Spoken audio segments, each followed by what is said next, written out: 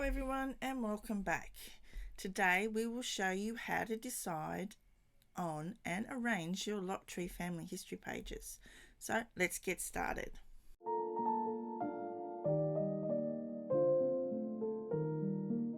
Begin by gathering all your family information, such as photographs, documents and any other relevant memorabilia.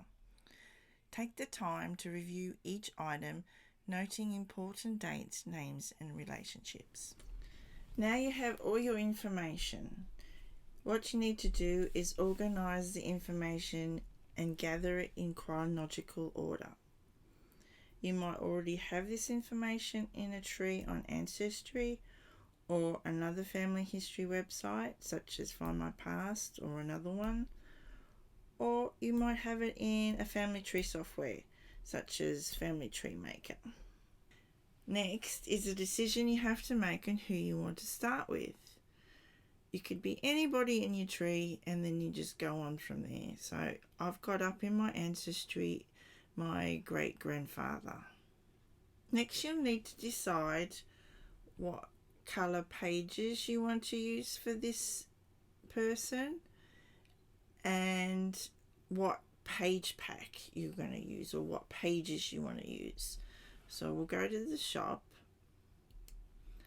and I've clicked on starter pack. So this is all the starter packs. The starter pack is got the best value and then you can get pages adds on later.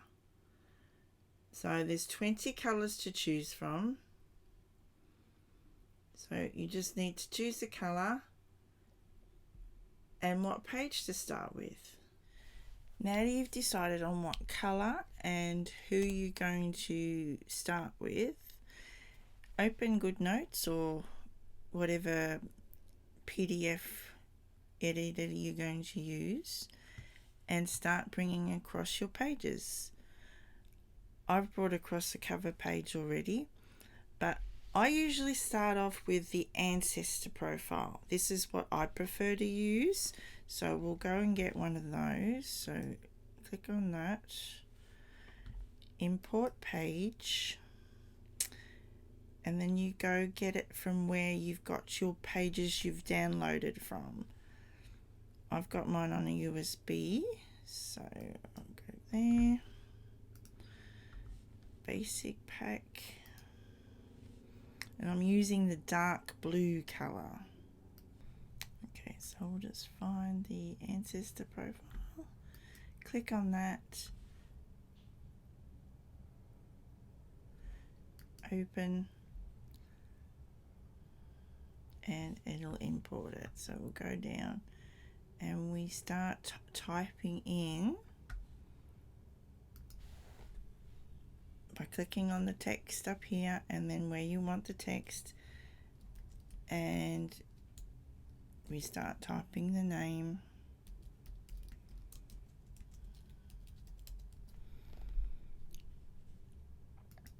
Now at the same time I have my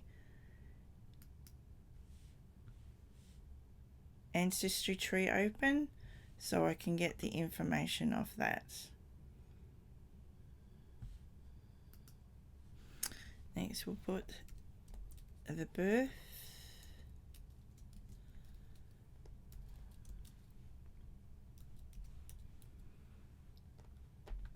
place of birth,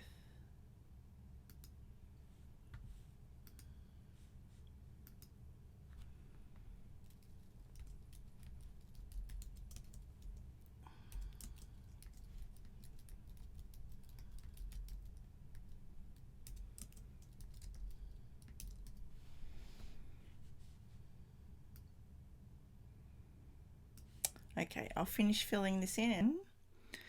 I've put all the details in, and down the bottom where it has a picture, I don't have a picture, so I've put a picture of the area where he was born. Next I decide what page. I usually put the birth page, so I'll show you how I decide that, it's the next thing, the birth. And I have a birth certificate, so I can use that as well. So I'll go back and I'll get the birth page just to show you.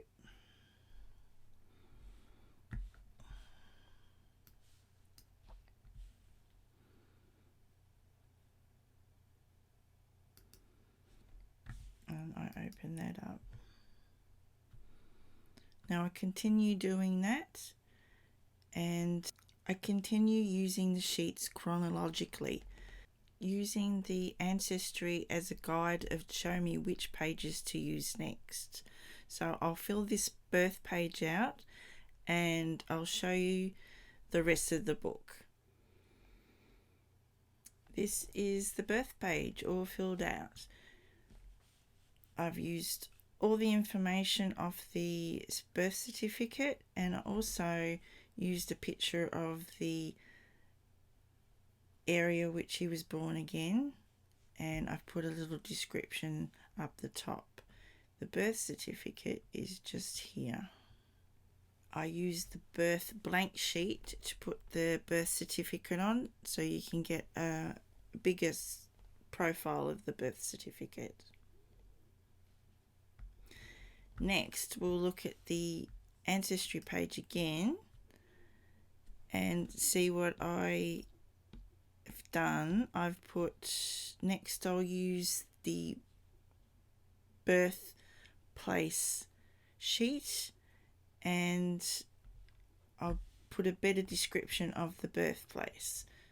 Here's the birthplace sheet that I've used next, and the address of where he was born. I've put a picture of where he was born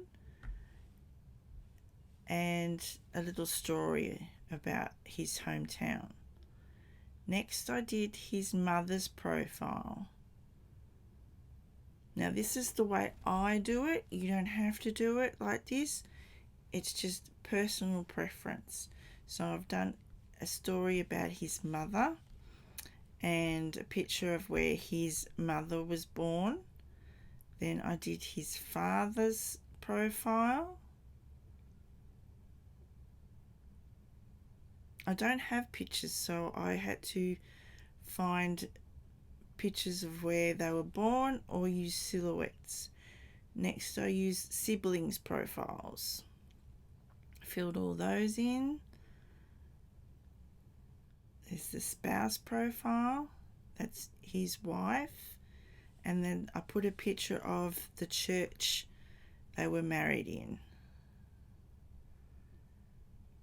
And there's their marriage sheet, and that's the church they were married in. So I got another picture of that and filled all this information came off the marriage certificate. Now there's the marriage certificate. I used the marriage blank sheet to put that on. And then there's the photo family tree. So that's the person I'm doing, my great-grandfather, his wife, and all the children, and that's my grandfather. And then I started using the census sheets. And then there's the blank one with the census on. Also use the UK register, electoral register page. I filled all that in, and then I put a little screenshot down the bottom and I circled it. And then I put the whole thing on the blank. On the electoral register page, down the bottom, I put a picture of the house if it was still standing and when the picture was taken. I also used the historical events page and I filled in all that. This was the English heatwave of 1911, so I put a little story about that because he was alive when this happened. And I found a little newspaper clipping, so I did that. Also filled in another page of the event, of all the things that happened, and I found some pictures there, so I've done that as well. I've done an occupation. He was a carpenter, so I found a picture of carpenters in the 1880s and I filled all this out. And I did a little background of joiners. Then I did his death. Now all this information came off the death certificate, which is just here, and I put that on a death blank page. And there was also a news clipping about his death, so I filled the newspaper clipping sheet in and I inserted the picture and I highlighted it. It's not a very good copy of the newspaper clipping. Then I did a cemetery page, and with the cemetery details and the grave number and a cemetery map. And I find a grave page with all the details, and I inserted that in there in the blank page. As I said before, this is just a personal preference of how I like to do my pages. You can do them any way you wish.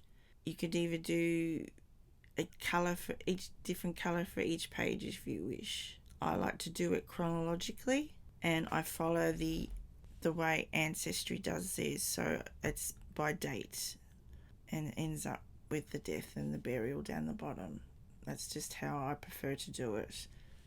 To add depth and interest to your family history pages, explore different themes and storylines.